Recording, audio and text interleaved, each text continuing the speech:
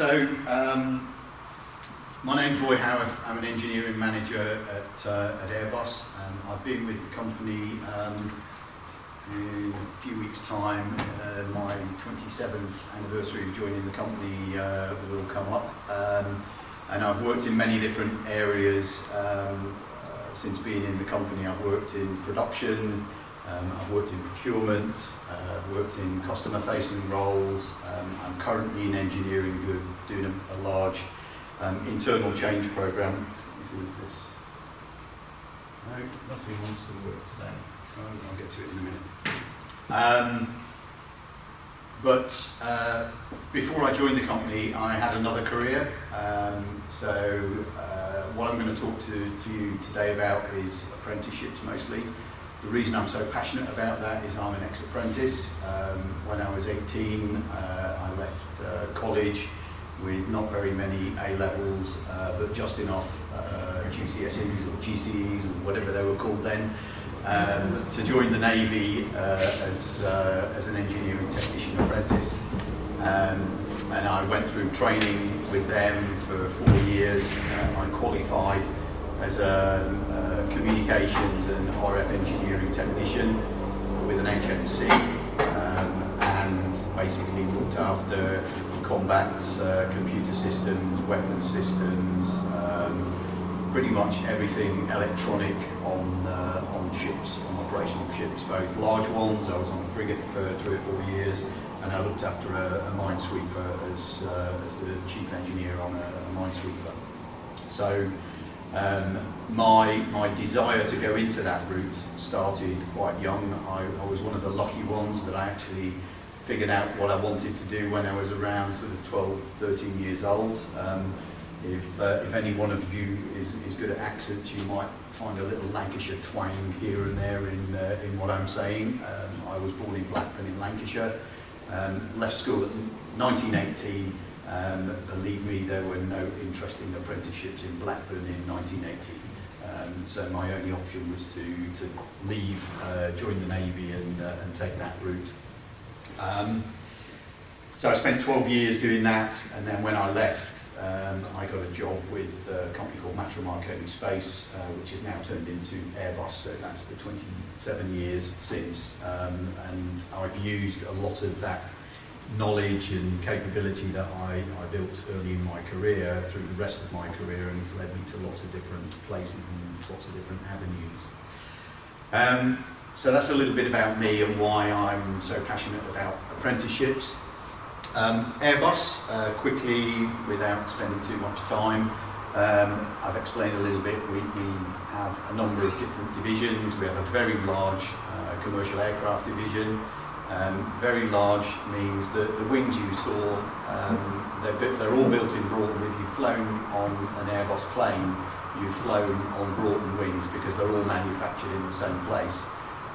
They churn out about 120 to 140 wings per month. Okay, so that's 60 to 70 aircraft per month is what we're currently building. And we have something like a 9-year backlog of orders. So if people stop ordering now, we'd still have 9 years' work in front of us on commercial aircraft. So astonishingly large enterprise.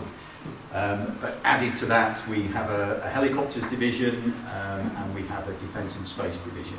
So what I say is the commercial aircraft guys get the pleasure of working in the biggest bit of the business, and I get the pleasure of working in the most interesting bit of the business. Because our product range is enormous. We do everything from small terminals or cyber security devices that would be used on the ground, to multi-million-dollar satellites that we launch, some of which float around the Earth in control, some of which disappear off to look at other planets or asteroids or comets or whatever. So a really interesting product mix that we get to work on. I'm going to keep an eye on time now. So I won't go too much into this, but that's what I mean by a broad product range. So this is just defence and space. We have military aircraft, space systems, communication, intelligence, security, so that's mostly the ground systems. And then we've got a very growing business around unmanned aerial vehicles, or systems as we call them. And that's everything from drones that fly at 70,000 feet to what we're looking at is introducing personal taxis, air taxis for people, battery powered, that 1 to 4 people could utilise. I reckon they're still about 5 to 10 years away from actually having operational capability, but that's where we're headed. So yes, there is a local site in Portsmouth. It started out life as part of GEC.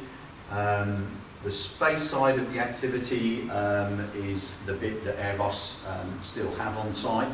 That moved there from Coventry in 1962. The rest of the site we share with BAE Systems, which is where the rest of Marconi Electronic Systems was moved into when the Marconi company decided it didn't want to do defence anymore and went into communications, and then we had the internet bubble and it all collapsed and it was all rather horrible. But by then BAE and Airbus had taken the bits out of that company that they wanted to. So we have lots of interesting facilities there. Our main focus in Portsmouth is on communications payloads and what we call radio frequency instruments. So we've built probably around 25% of the communication satellites worldwide, and most of those payloads have come out of Portsmouth. So we have quite a long heritage.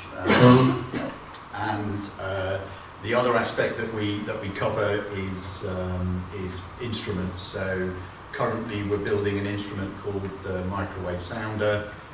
It will fly on a satellite system that's part of the European Union Copernicus system, and basically it measures atmospheric humidity, so very high frequency signals, a little bit like radar, fires a signal through the atmosphere. Rain or moisture reflect radar signals, so you get a signal back to the satellite, and from that it can work out where the humidity is, how dense it is, how widespread it is.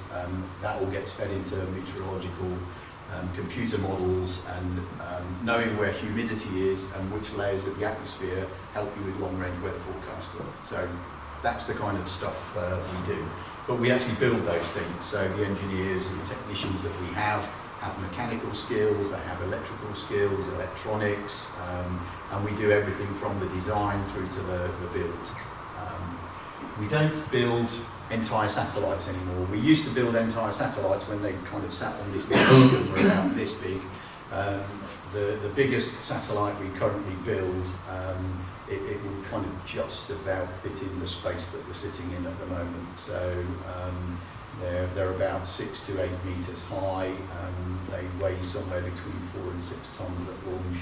And most of those communication satellites have a lifetime of about 15 years.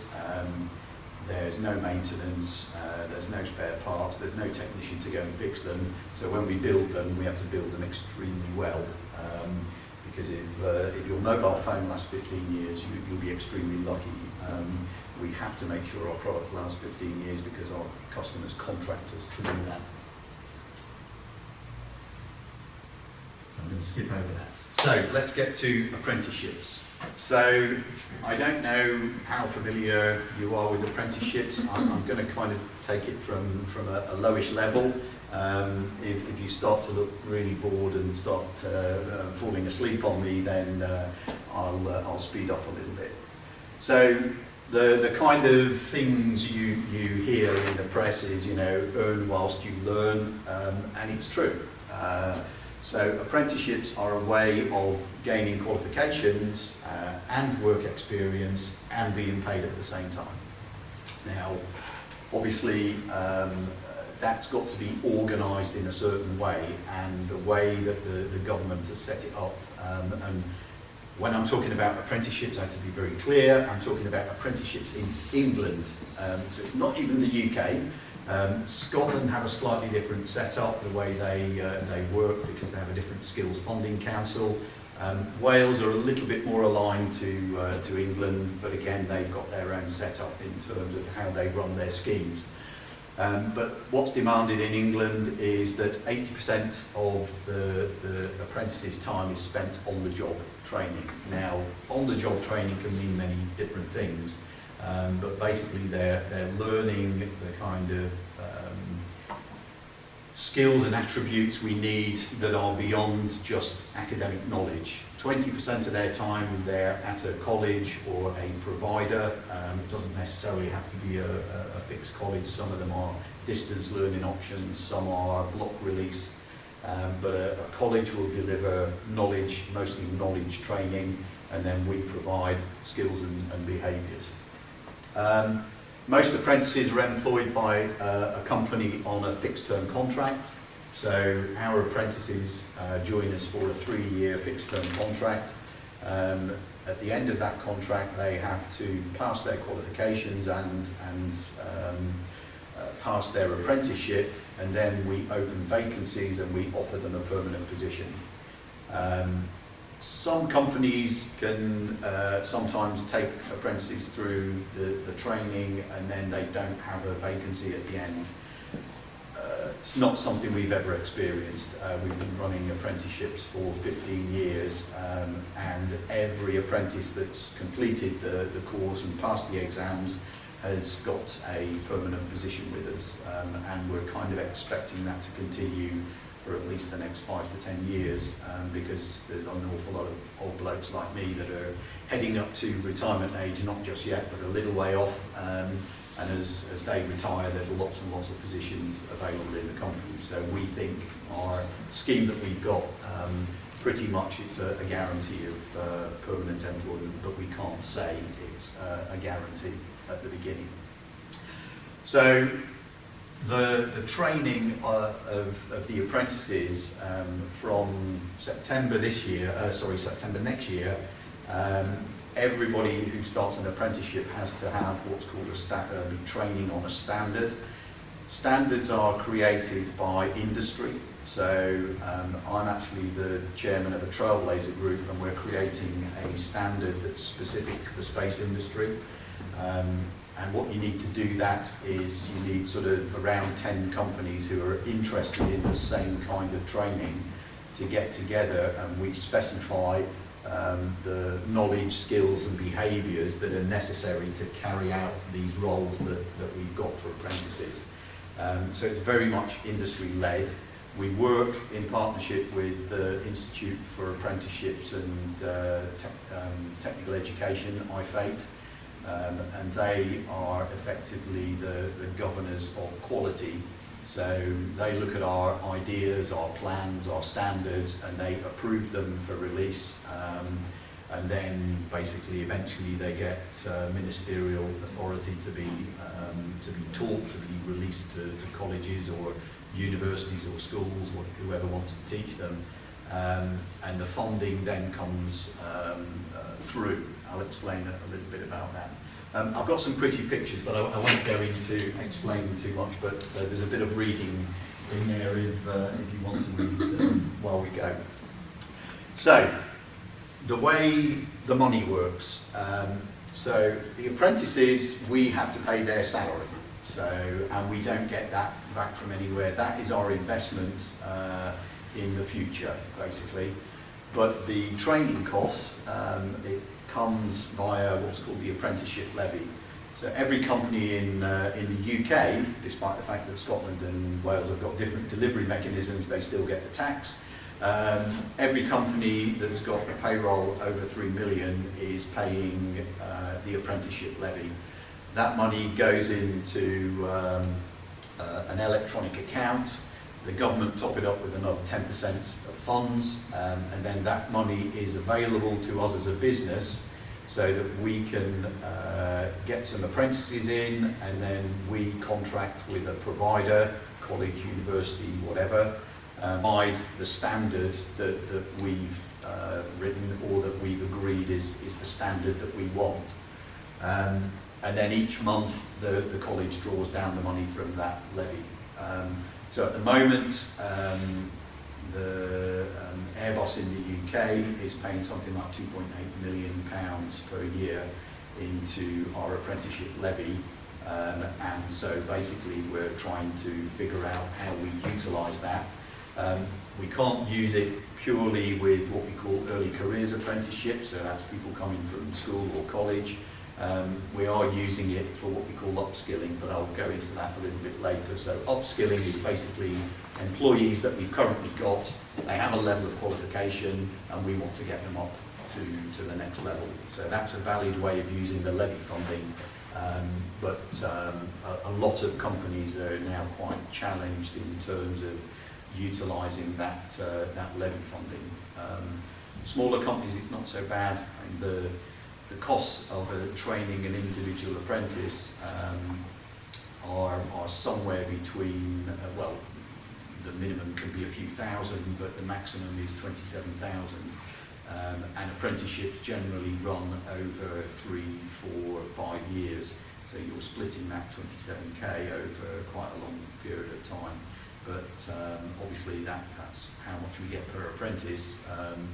Currently, Airbus in the UK are taking on, I think this year we took on something like 215 apprentices onto our technician level schemes, and then we're starting to use funds to do other things.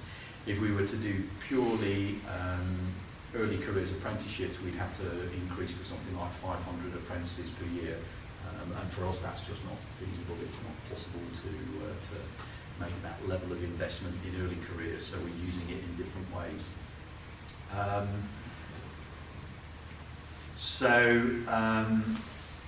Basically, that's kind of how it works.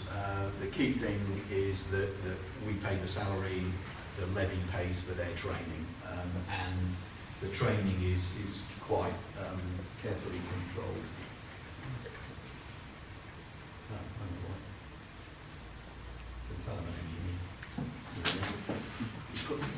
Put the on-off switch to the right position, then it works. So what is it that we like about apprenticeships? Because I will talk a little bit about all of our different early career schemes, but the thing that we get from our apprenticeship schemes is apprentices who are trained in our systems, our methods, our ways of working, our skills and behaviours, as well as having academic or technical knowledge. And when I talk about behaviours and methods, I go back to the point I made about our satellites lasting 15 years. We are obsessed with quality. So I think the only people who do quality better than us are probably the nuclear industry for very good reasons. You don't want nuclear leaks. We can't afford our satellites to fail, so we have to train that behaviour into our technicians, that when they see something wrong on the satellite, when they do something wrong, when they nudge something that they didn't mean to when they're turning around, or they sneeze on something when they're in the clean room, they actually put their hand up and say, I've done this, and what do we do about it? And then we have to go through all the recovery mechanisms to check, is there any damage, what do we do about it if there is damage, what do we replace? We don't then sack people. Anybody who makes a mistake, I've always said this, that people generally, if you treat them right, they only tend to make a mistake once. If they keep making the mistake over and over again, we might consider. But certainly anybody who has made mistakes, in my knowledge anyway, and I ran production for a while, has not been sacked. I have a very good example. I had a young engineer. He was doing an evolution where he was turning over what's called a feed assembly. It's where all the power comes out of the satellite to go into the dish to be reflected to the Earth. This thing is about 2.5 meters wide. It's milled from a 2-ton billet of aluminium down to about 250 kilograms. There's about 18 months work in it, and it probably costs in the region of 10 to 15 million pounds, and he dropped it. He's still working for us, and he's one of our better engineering technician team leaders, and he's never dropped anything again. So, you know, that kind of behaviour is what we get the opportunity. So that 80% of the training we're doing, it's that kind of aspect that we're looking at. So the other aspect, the way we run our scheme at the moment, and I'll talk just about our early career scheme. So we take people with GCSEs, so level 2 qualifications, English, maths, science, and 2 other GCSEs. They can all be grade 4 apart from the maths, which needs to be grade 6. That is our minimum qualifications. We put our prospective candidates through a number of tests, aptitude tests, capability tests, a little bit of knowledge tests. We interview them. It's a pretty sort of full, intensive assessment day. And what we're looking for there is the rounded individual, not just the qualifications. The qualifications get you through the sort list. It's the behaviours and the capabilities. And that's what we're looking at is how do we bring all that together. And we've experienced the scheme for 15 years. We kind of know what we're looking for. So when people turn up and they don't seem to express much interest in the business or what we're doing or have much knowledge about the company, then we generally figure that they're just there because either they think they have to be there, their parents have told them to be there, their careers leader at school has told them it's a really good idea. What we're looking for are motivated individuals that will go all the way through that course and finish. We also like it because it does consume that £2.8 million, not quite fully, but if we didn't utilise it for that and make the investment with the salaries, then basically we'd lose that money. After 2 years, the money in the levy fund that you've not used disappears, allegedly into what the government says is other training. But whatever, it's not going to come directly to us, but it may well support other aspects of technical training. I can't comment, but what we'd like to do is get to a point where we're consuming most of that funding. So, I've explained a little bit about our company, and you've probably figured that we perhaps have a slightly unusual profile of people. We tend not to employ too many people with basic manual skills. We have a lot of people who have degrees or higher level qualifications. We have a few doctors here, there and everywhere looking at some of our programs. So I think usually companies are more like 30-40% of people have degree level qualifications. We're more like 60% of the staff. Whether we actually need 60% of the staff to be degree qualified is a point I always have a nice discussion with my degree qualified colleagues. So, you know, there's always a bit of argument about does every position need to be a degree? But 30% of our staff have got HNC, HND, so those are the people we're targeting for our level 3, level 4 apprenticeships. And then a small number of people with less than that level of qualification. So we're a little bit unusual that we have a very high proportion of graduates, but that doesn't stop us from having quite a strong appetite for apprenticeships. And one thing we're looking at, particularly with these upskilling opportunities, is maybe in the future we get a few less graduates coming out of university, and we actually take people in at a lower age range and we take them all the way through to get to degree level. Might take a little bit longer, but I've got a slide at the end that explains kind of how that might work. And that's not yet fully in place with us. We're doing it here and there, but it's not yet a kind of structured scheme that we've got, but it's where I think the company needs to get to. I will talk about my favourite project. So Rosetta, I don't know how many people knew it. It got launched in 2004, and it took 10 years to catch up with a comet that was travelling at 10 kilometres per second, which is I can't remember what the, somebody gave me a kind of impression. It's something like whacking a tennis ball from here to New York and dropping it in Times Square. That's the kind of accuracy we needed for it. I didn't do very much on this project, but we did do a little bit of testing on the antennas. When they started assembling it, they said, oh, there could be a bit of interference, so we ended up building a mock-up of the satellite and testing it out and saying, no, you're okay, there won't be any interference, and unfortunately there wasn't on the mission. But that was a fascinating project to follow. So, as well as our apprenticeship schemes, and as I've said, the upskilling apprenticeships are just starting. The engineering apprenticeships is a scheme we've been running for 15 years or so, and it's what I've just been explaining mostly.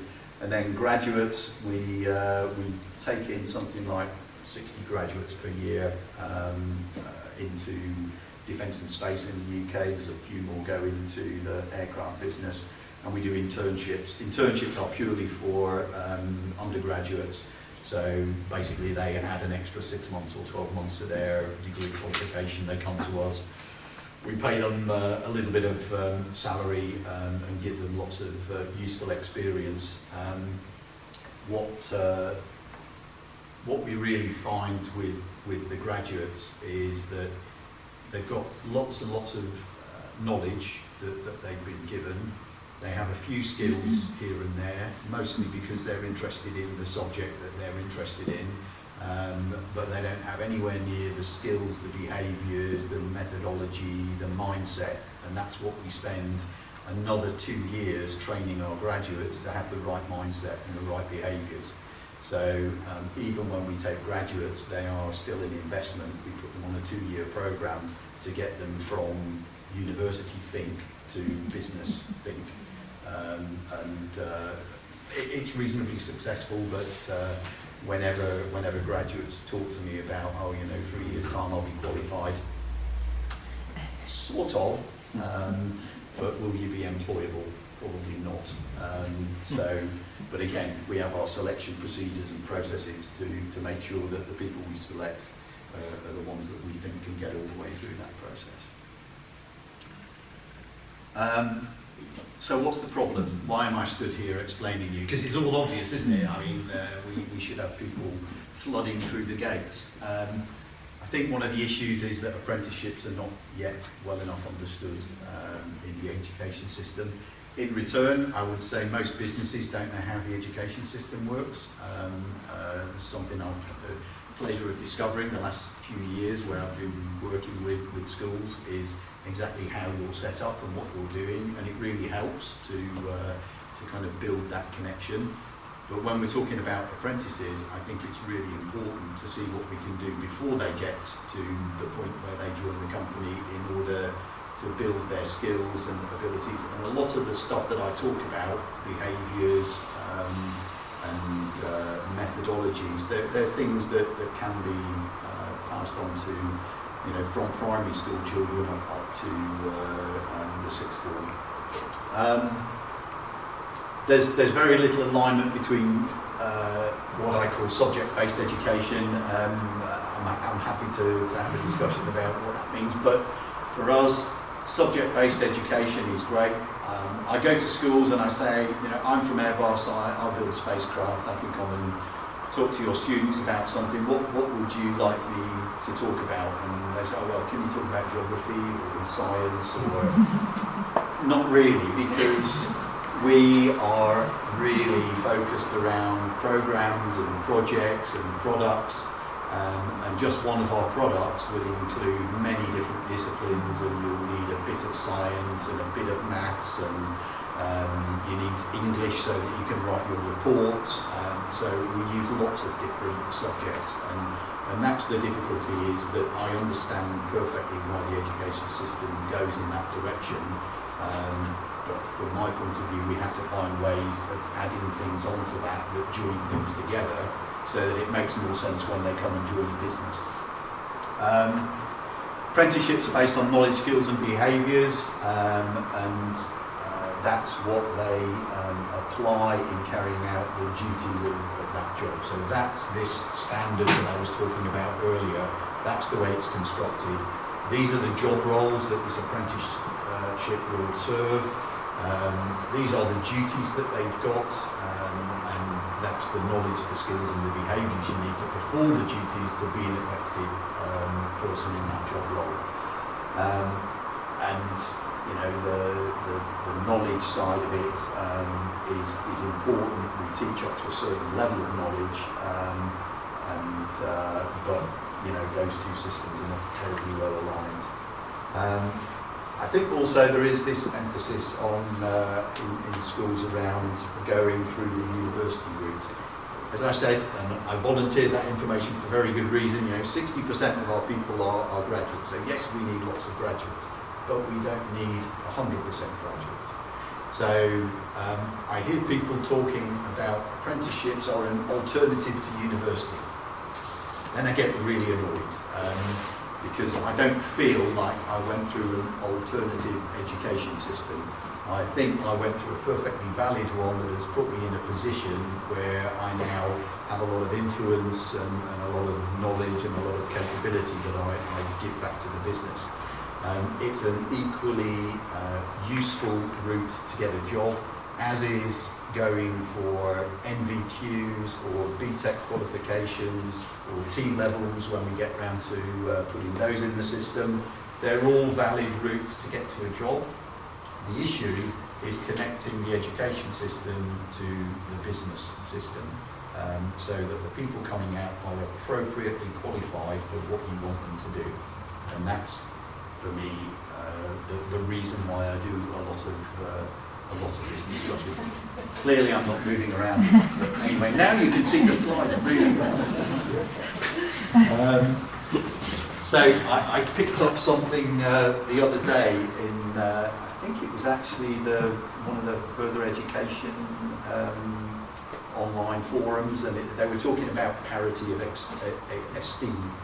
And actually what they were saying was that, you know, you don't want parity of esteem. You don't want to say that, you know, this is equivalent to, it's not equivalent to a degree, it's just a perfectly valid alternative route that gives you the appropriate level of skill. So there's lots of discussion about, you know, what we should be doing. I think for me it's just about linking together the two sides and understanding what our challenges are. And for me, you know, for those students that you get who they kind of do okay at the academics, but they're not really particularly interested in it, I think, you know, following an apprenticeship route can be really useful for them, because they're doing 20% academic stuff and 80% they're using their hands, their brains, their capabilities they've already learned. It's much more motivating for those students that maybe struggle with doing 100% academic work. So, I think this is almost my final slide. So, despite saying that I don't want parity of esteem, I'm going to then compare. So, L3, L4, you understand levels of qualification, so you know where we are. L3 is A levels, L6 is bachelor's degree. So classically our graduates come in, so they will do 2 years at college doing A levels, they'll then move to their university and walk through L4, 5, 6, get their degree. We take them, GDP stands for Graduate Development Programme, we take them on that for 2 years. That was this period where we reprogram them from university students into being company colleagues, and give them all sorts of opportunities. They get to move around the business and do various things. At the end of that, for me, they're qualified employees. Our current early careers apprenticeship route, so we take from level 2, so GCSEs, and we take them through level 3, level 4. Sometimes some of them do a level 5 qualification, but normally we stop at level 4. And then if they don't want to go any further, or we think they're not capable academically of going further, they can stop there, and they will have a job as a technician within the business, working with all that stuff that I was talking about, doing extremely profitable jobs. They're well paid. These are not minimum wage jobs. But there is now this upskilling route, and we've actually got some people going through that. So they finished our early careers apprenticeship, joined the business, got a full-time contract, and now we're putting them through a degree apprenticeship to take them all the way up to level 6. And it takes a little bit longer than going the degree route, but if you include the GDP programme, they're basically at the same point. The next one that we're looking at is whether or not we can take degree apprenticeships from college. So here, and I've said it's either A or T levels when they come in, so they will be done at a further education college, then they would join the company, and they would probably take more like 4 years to get from level 3 all the way to level 6. And the Trailblazer group that I'm involved in, that's one of the routes that we're looking to create a standard for, is a level 6 degree, and they'll get the title of space engineer, which is you either think they work for IKEA or they I'm not quite sure which. And then basically they have a kind of a bit of work experience at the end. So that's basically for me the kind of options of how we transition people from schools to useful people in the business. So the things you have to understand are, let's talk about experience first, because the thing that we're most interested in when we recruit people at all those various points is what's their experience, what's their attitude. Top route, they've clearly got 2 years experience. The middle route, they've got 7 years, 6 years experience, because this year here, they actually did full-time in college, so it's almost like they're at further education college. They don't really get into the business until the second year. So they've got 6 years of experience, and on the lower route, we've got around 5 years. So, experience-wise, at the same age, they're going to have a lot more business work experience by the time they get to the end of it. The next thing to talk about is salary. So the top route, they've been paid 2 years of salary. The middle route, they've been paid 7 years of salary. And the bottom route, they've been paid 5 years of salary. I've worked that out roughly to be 50 to 60k for the first route, around 150k for the middle route, and 120k for the bottom route, working on average salaries and capabilities and what we pay people. The really interesting thing is when we talk about debt. So you can work out what the debt is on the top row. Everybody talks about it. 0, 0. Okay. For me, it's not a reason why you shouldn't do degree routes. We need people with degrees who can focus very accurately and precisely on some technical problems and designing equipment, and be very focused and have a lot of academic knowledge that they can apply to design. But you don't need that when you're building a spacecraft or testing a spacecraft.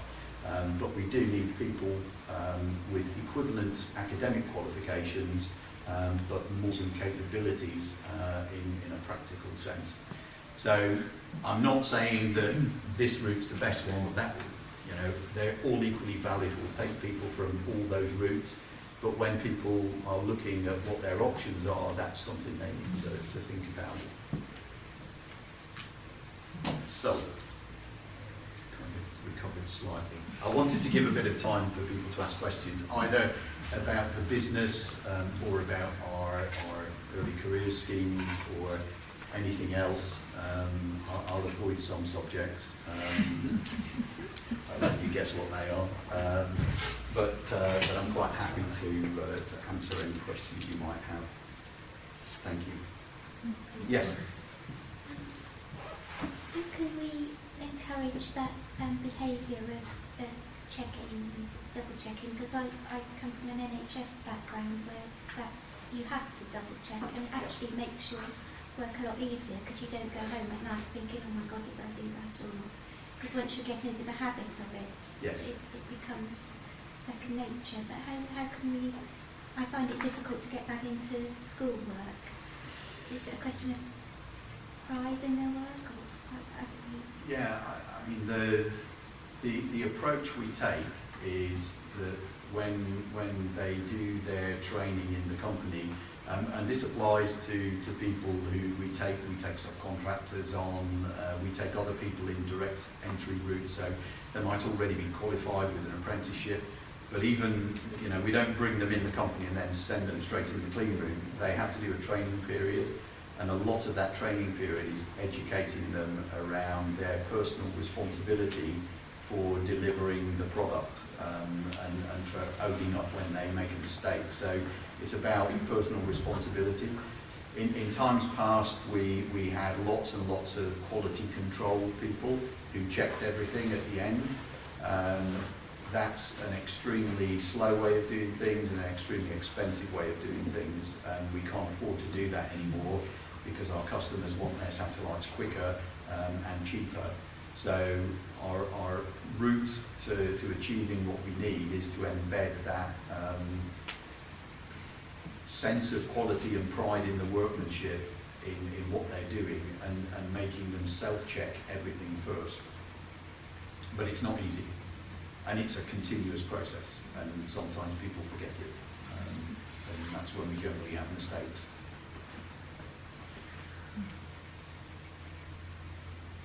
Yeah, sorry. Got me before you. I was quite surprised to hear that it's 15 years that you've taken to provide the stepping stone for your apprentice to potentially get to degree level, you mentioned. Yeah. And I just wondered what the barriers for that have been. Well, I think the degree apprenticeships only really became a talking point and available probably about 5 years ago. So 10, 15 years ago, when we started our apprenticeship scheme, there was only an option of doing level 3 or level 4 apprenticeships. That was it. It was, you know, OND, HNC, HND, and that was it. So, and because of that balance of 60% graduates, we figured that, well, we'll just get all our graduates straight out of university, and we'll deal with it that way. We're now seeing that we're getting less and less candidates going into our graduate programme. We're currently getting a lot of European graduates coming into the business. Who knows where that will go? You know, it might not be quite so easy next year. So if we don't start growing our own talent, then, you know, we're going to potentially be short of people. The other thing as well is that what we've seen through the apprenticeship route is, because they're so embedded in the business, we get a lot more loyalty from them.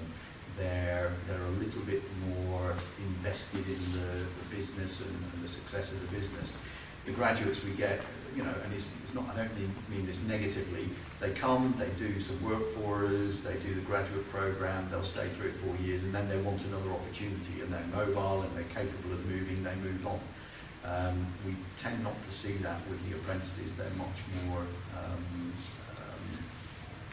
embedded with the business. I won't say fixed, because, you know, at the moment we have 2 production areas in Portsmouth. They're both run by ex-apprentices that came through our scheme 10 or 12 years ago, and they're now managing 350 people between them, and generating about £200–300 million of revenue per year.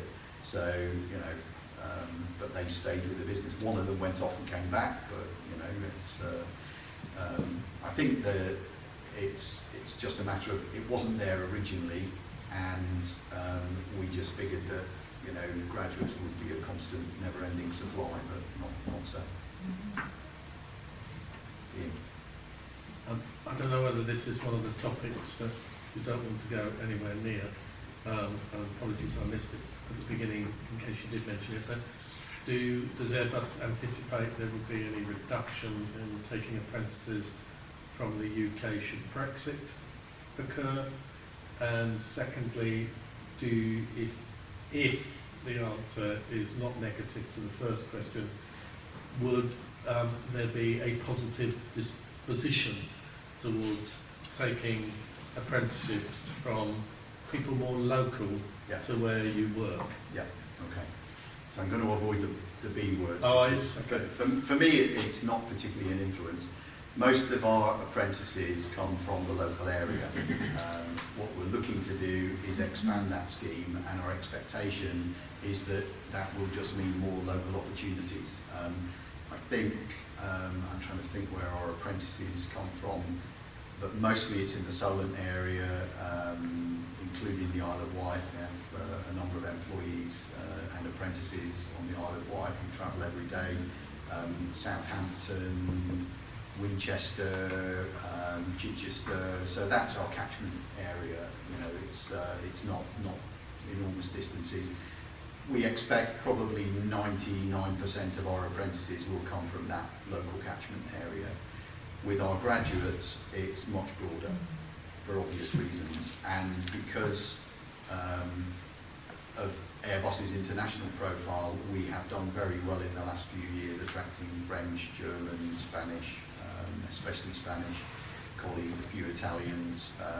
I think that's where we might struggle a little bit more. We may get less graduates from those places, and I don't see the people going into the engineering degree courses in the UK in sufficient numbers to feed what's needed coming out.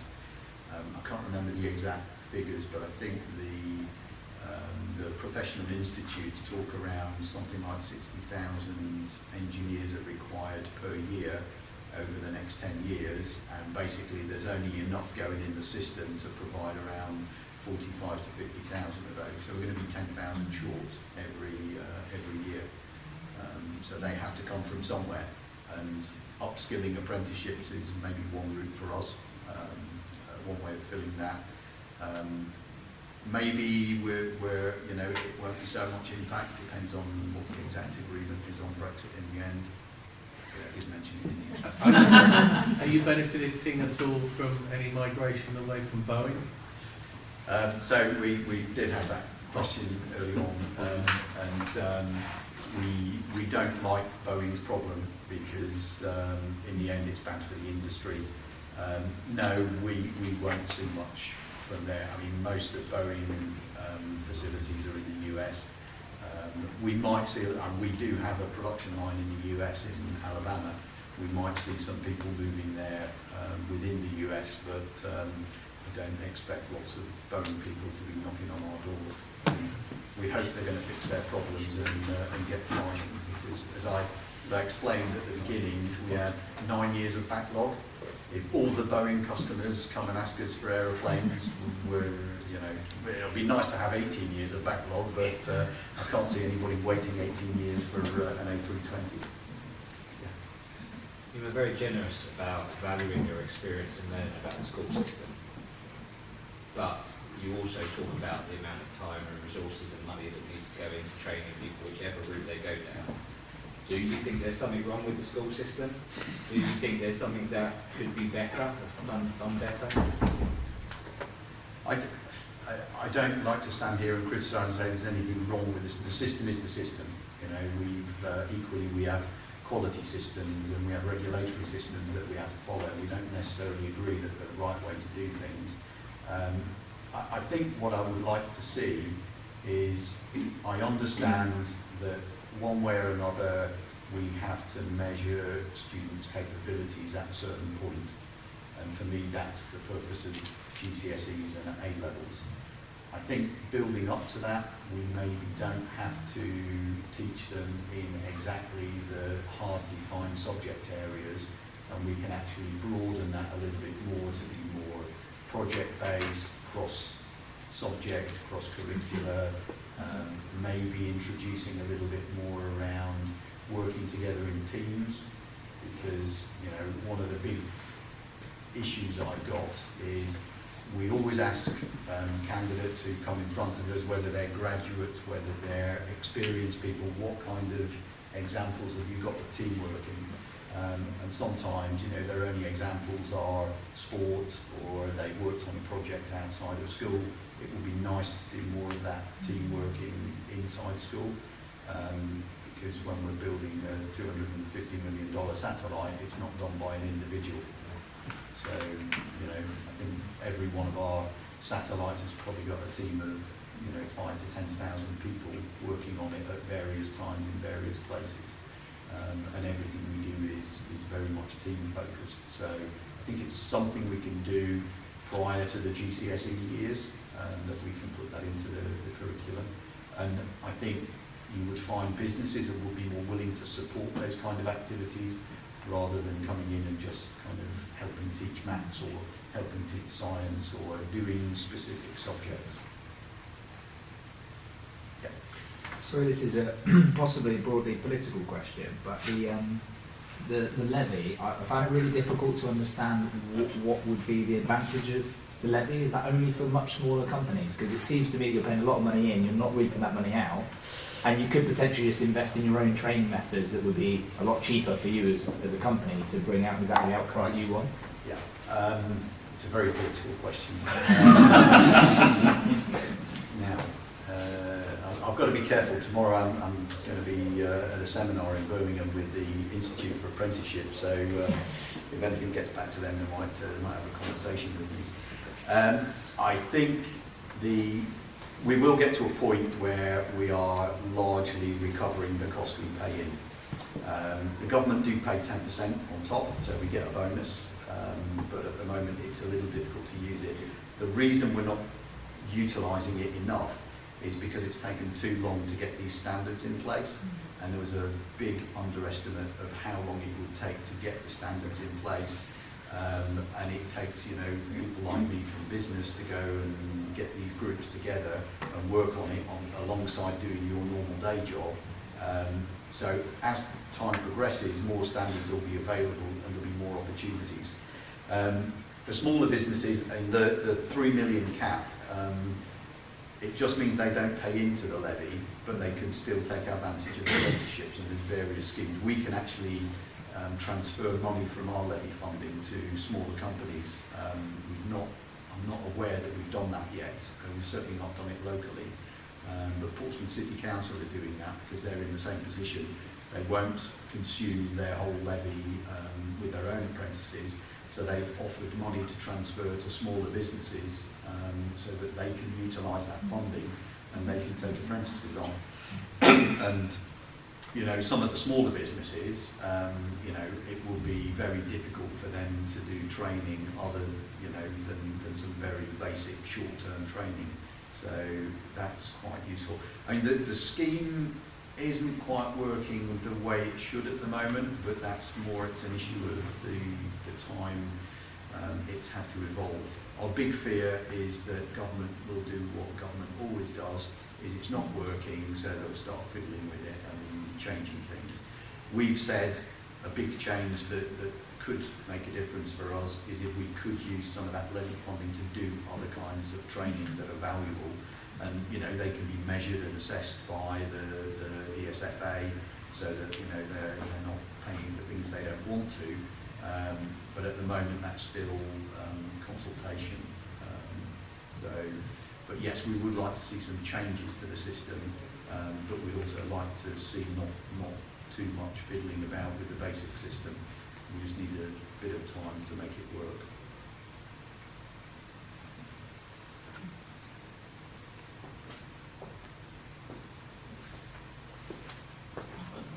Yeah. Yes, absolutely. I think from, as a teacher, taking from what you've been saying, that I can look at this well-rounded individual you want to employ. I've picked up, you like GCSEs, them to have personal responsibility and team working. Is there anything else you look for in a well-rounded individual? Communication skills, so both verbal and written, the ability to explain what they're doing in a coherent manner. They have to have curiosity. If they don't come to us with a bit of interest in the subject, it's difficult to keep them motivated. A big thing these days for me is resilience, and it's that's in different levels. You know, we need people to be resilient personally, but you know, some of these projects that we work on, I've been reasonably fortunate. There's 1 or 2 of my satellites have exploded on a launch vehicle or not got into space. There was a guy who worked for me when I was in production. He'd spent 10 years working on a project called Cluster, and it was put on the first Ariane 5. And the first Ariane 5 exploded about a minute and a half after launch, and 10 years' work disappeared. And the team that worked on it needed a lot of resilience. In the end, they got the funding to rebuild the program, and were extremely motivated to do it. But you know, there are knockbacks in business, so resilience is really important. And you know, sort of reliability and integrity. We talk a lot in our business about integrity, and we mean that again in terms of personally. You know, you say you're going to do something, you do it, or you say you can't do it. But also integrity in terms of ethics and compliance. We have issues that we'd rather not have with various fraud offices about what various employees have done, like many big businesses, and you know, having that knowledge of where the lines are and when you can or can't cross them. So it's all those kind of things, and I think a lot of it comes from the kind of extracurricular activities you do. I think a lot of those things can be built into those, but also maybe, you know, focusing a bit more around those. Not I think you can teach them not as a subject on their own, but you can teach them alongside the subject, which